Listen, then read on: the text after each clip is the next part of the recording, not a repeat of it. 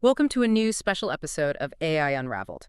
This is created by Etienne Newman. He's a senior engineer and a passionate soccer dad from Canada. Great to be here. If you're finding these deep dives useful, please do take a second to like and subscribe over on Apple Podcasts. It really helps. Yeah. And, if you're looking to boost your own productivity, maybe explore some AI tools, check out the show notes. There's a referral link and a discount code for Google Workspace. Oh, yeah. That gets you access to things like Gemini Pro, NotebookLM, Teams.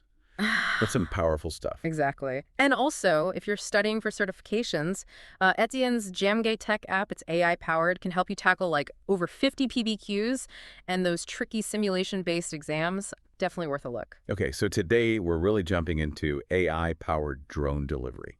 We're going to focus specifically on how it's being used to, well, save lives and totally shake up logistics. Yeah, and our main sources for this are a pretty detailed report called Lifesaving AI Drones Expanded, and also Marquise Brownlee's YouTube video, MKBHD, The Truth About Drone Deliveries. It's a great watch. It really is. So our mission today really is to unpack how AI is turning these drones into something much more than just flying cameras, right? We're talking sophisticated autonomous systems. Yeah, delivering critical stuff with speed, precision, safety, all that.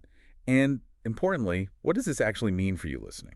Okay, let's dive in. So the report kicks off by outlining this huge global problem, getting essential medical supplies where they need to go. Billions of people, it says, lack reliable access. Yeah, particularly in lower and middle income countries. It's mainly down to poor infrastructure. This scale is just staggering. The WHO has this target, right? Like 80% availability for essential meds. But it's missed, consistently missed in so many places. Public health systems, private ones. It affects everyone. And the consequences are, well, they're huge. Life or death, really. Absolutely. The report digs into why. You've got underdeveloped roads. I think it's at over 80% are unpaved in Rwanda, for example. Wow. And power issues, messing with the cold chain for vaccines and blood. That's critical. Right. And fragmented supply chains, poor data, not enough trained logistics people. It's like a perfect storm of problems. It really is. And these aren't just minor delays.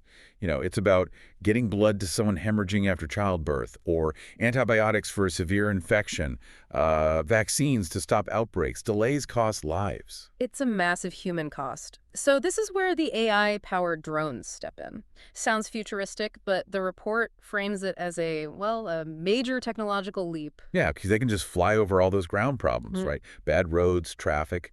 None of that matters in the air. It's about tackling that really difficult last mile. And AI is the key ingredient here. These aren't just remote-controlled toys. AI boosts everything. Totally. Navigation gets way better, especially in tricky terrain or, places where GPS is spotty. Okay. And perception seeing and avoiding obstacles. Plus, dynamic routing, adjusting plans on the fly. It all makes the whole operation safer and much more efficient. Now, both the report and Marquise's video really zoom in on one company, Zipline. They started back in 2014. And their mission is, well, it's pretty bold. Instant access to essential medical supplies for everyone, everywhere. They want to build the first logistics system that serves everybody equally. That's huge. And what's interesting is how they started, right? Focusing on life-saving medical deliveries in Africa first. Yeah, that was a really strategic choice. While others were maybe looking at, delivering pizza or packages, Zipline went for the critical need. And the report suggests that focus was actually key to getting buy-in. Definitely. Dealing with life-saving supplies builds trust with governments, health bodies. It probably made navigating all the regulations a lot easier than if they were just delivering consumer goods.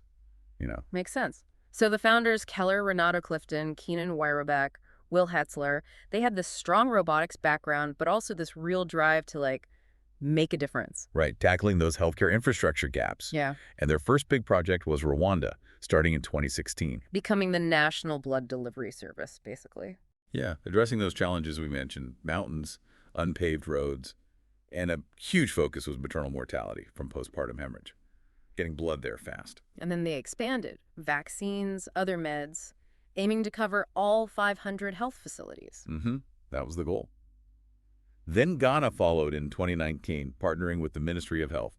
Vaccines, blood, medicines across loads of regions. Became vital during COVID, didn't it, for vaccine distribution? Absolutely crucial, serving over, 2,300 health facilities eventually? These were massive nationwide systems. But it wasn't all smooth sailing from day one, the report says. Some early challenges. Oh, yeah, definitely. The report mentions it being a bit scrappy at first in Rwanda, some early aircraft failures. It really shows their resilience, though, and how they learned and improved. They had to iterate constantly. The tech evolved based on real-world flying. Like the landing, they went from fishnets. Yeah, fishnets, Yeah. then inflatable mats, and now these tall structure recovery systems. Much more sophisticated. And the software improved too, managing more drones at once. And that second-gen aircraft in 2017 was a big step up in reliability. You can't forget the regulations either. Flying drones autonomously, beyond visual line of sight. That was groundbreaking stuff. Required huge collaboration with the aviation authorities in Rwanda and Ghana. Totally. Developing safety protocols, getting approvals. The report really credits the flexibility and partnership from those governments as being essential. And they had to build the ground infrastructure too, right? These zip hubs. Exactly. Launchers, recovery systems, reliable power backup generators, UPS, even solar in Nigeria, maintenance crews. Plus integrating with the existing health IT systems. That sounds Yeah. complex. It was a whole ecosystem they had to build, Yeah. and crucially, community engagement. Right, you can't just start flying drones over villages without explaining things. No way. They had proactive outreach teams talking to leaders, communities showing the benefits. They even did things like sponsor health insurance premiums in Rwanda. Building that trust was vital. Okay, let's dig into the tech itself. It's pretty sophisticated, purpose-built stuff. Two main platforms now, P1 and P2. Right. P1 is Platform 1. That's the original long-range workhorse, like they used initially in Africa. Fixed wing, carbon fiber frame, styrofoam shell. Pretty big wingspan, like 11 feet. It weighs about 44 pounds, carries maybe 4-6 pounds of payload. But the range is impressive 60-mile service radius, so over 120 miles round trip. And the launch and recovery? That's unique. Electric catapult, 0 to 67 mile per hour in a third of a second. Insane speed. Eh. And then it gets caught midair by a hook on its way back. No runway needed. Deliveries are by parachute drop from like 100 feet up. Marcus Brownlee showed that, called it insane but effective for those medical drops in Rwanda. Exactly. P1 is still used for those longer hauls, even some initial U.S. stuff in Salt Lake City. But then there's P2. Platform 2, that's the newer one, designed for shorter ranges, home delivery in cities and suburbs. Totally different design. It's VTO, vertical takeoff and landing. So it takes off like a helicopter, then flies like a plane. Much quieter, much more precise. Carries a bit more, up to 8 pounds, but shorter range, maybe 10 miles. Right. And the delivery is really clever. Marquis actually ordered something and saw it happen. Yeah. How does it work? The main drone hovers quite high, like 300 to 400 feet up, way quieter up there. Then it lowers this little tethered delivery droid. A droid on a string. Kinda. But this droid has its own sensors, little thrusters. It can navigate precisely and place the package very gently. Marquis called it dinner plate accuracy. Wow, okay. That's impressive. And underpinning all this is the AI and autonomy, right? Level 4 autonomy. Yeah, meaning they fly the mission themselves under normal conditions. P2 has this system called Flight IQ for even smarter flying and sensing. Because it's seeing the world around it, avoiding things. Real-time airspace sensing, avoiding other aircraft, managing the whole fleet so they don't bump into each other, centimeter-level navigation accuracy, predictive weather. It's complex stuff. Human pilots still monitor remotely, though. Oh yeah, but the AI does the heavy lifting, especially for that precise P2 droid landing. Probably using computer vision, NVIDIA chips mentioned in the sources. And safety must be paramount. Redundancy everywhere. Absolutely.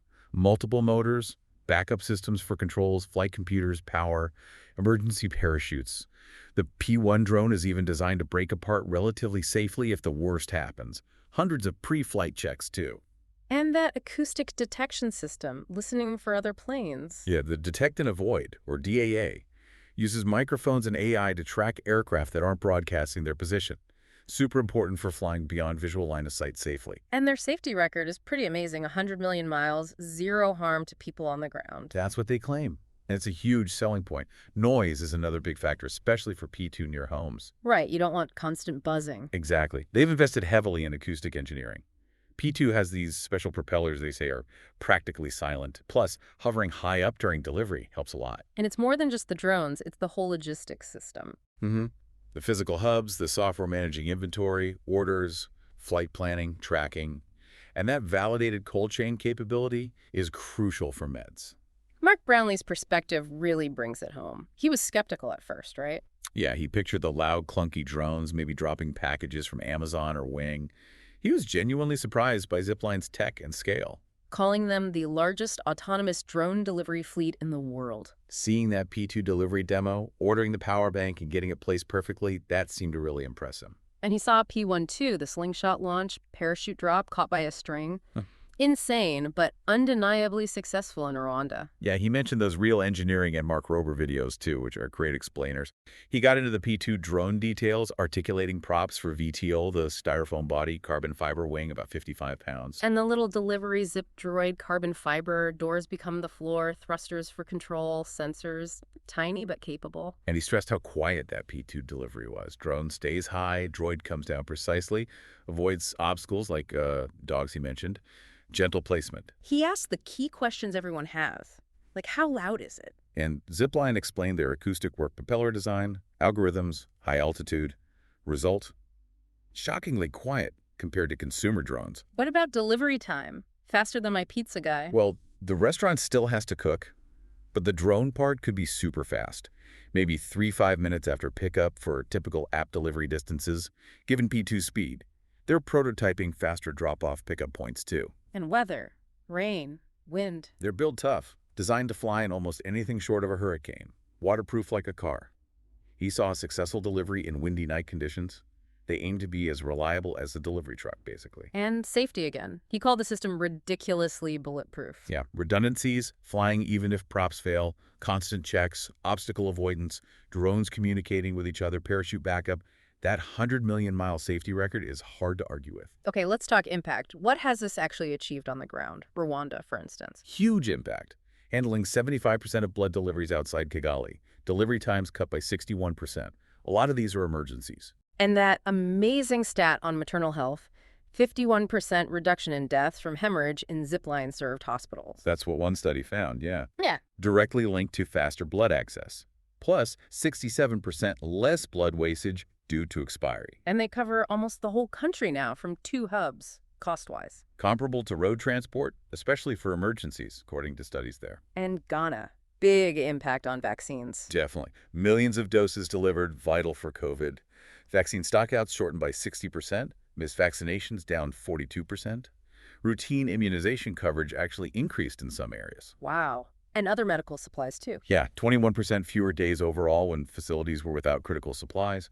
Providers reported being much happier with availability. Cost effectiveness in Ghana. Studies suggest drone vaccine delivery was cheaper per dose than ground transport and even more cost-effective than some other public health interventions. Plus broader benefits, savings for families, health system savings, less waste, electric power. Exactly. High initial setup cost, maybe, but the value seems clear, especially where infrastructure is poor. So Zipline's not stopping there. They're expanding globally, diversifying. Right. Operations now in Nigeria, Kenya, Cote d'Ivoire, Japan partnership. 8 countries, 4 continents now. Over 1.4 million deliveries, 100 million miles flown. And the U.S. market is a big focus, navigating the FAA regulations. Working through pilot programs, getting that Part 135 certification for commercial ops, including beyond visual line of sight. It's a complex process. And forging big partnerships in the U.S. healthcare giants like Cleveland Clinic, Mayo Clinic. Yeah, loads of major health systems signed up for P2. And retail, too. Walmart, Sweet Green, Panera, showing that move beyond just healthcare. So where are they actually flying in the U.S. now, May 2025? P2 is live with Walmart in Mesquite, Texas. Big expansion planned in Dallas-Fort Worth and Seattle-Tacoma soon. Cleveland Clinic launch is 2025. Mayo Clinic integration underway. P1 still flying in Utah. They project reaching over 30 million people in 11 states eventually. That's the plan. It's ambitious. But they're not alone in this space, are they? No, the report mentions competitors. Matternet doing urban medical logistics. Wingcopter, with those efficient EV towels for medical and humanitarian aid. Kite Arrow, focusing on remote regions. Alphabet's Wing, Amazon Prime Air.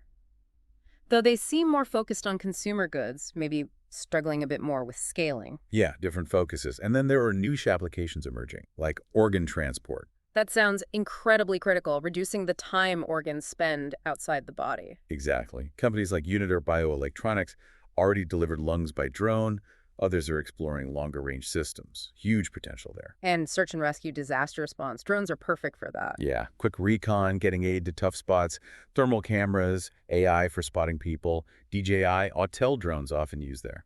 Okay, the regulatory side is obviously key to all this growth. It's complicated. Very. The US FAA has its evolving system waivers, pilot programs, certifications like Part 135, BVLOS approvals. Yeah. It's step by step. Europe has ESA, more harmonized, risk-based approach, use-based for traffic management. Right. Africa saw early adoption in places like Rwanda and Ghana with flexible rules, but it's fragmented overall. Asia Pacific is also really diverse, country by country. Key challenges everywhere seem to be safe. BVLOS flight, standardizing rules, integrating drones into busy airspace, public acceptance. And just the capacity of regulators to handle it all. It can be an enabler or a bottleneck. Proactive companies with good safety data have an edge. So looking forward, what's next? Even smarter AI. Yeah, enhanced autonomy, better decision-making, maybe collaborative swarms, improved sensors, making them even more capable and reliable. Better batteries, longer range, maybe alternative power like hydrogen. Definitely. And integrating them seamlessly into healthcare systems, linking with hospital IT pharmacy systems. That's a big integration challenge. Widespread adoption depends on scaling up and bringing costs down, right? Totally. Mature tech, permissive regulations, efficient ground operations, high automation. That's the path to scale and lower cost. And we might see totally new uses emerge. Yeah. Field diagnostics, delivering telemedicine gear. Industrial inspection, environmental monitoring, lots of possibilities. It feels like there's a positive feedback loop.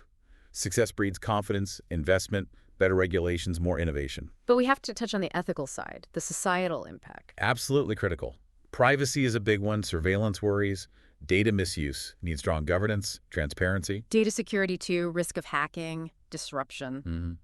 Equity, making sure benefits are shared fairly, avoiding bias in where drones fly. Job displacement in traditional logistics is another concern. And safety risks, obviously. Malfunctions, weather, collisions, Right. wildlife impacts, noise pollution in cities. All valid concerns. Needs ongoing work, better tech, strict rules, public engagement. Building trust is essential.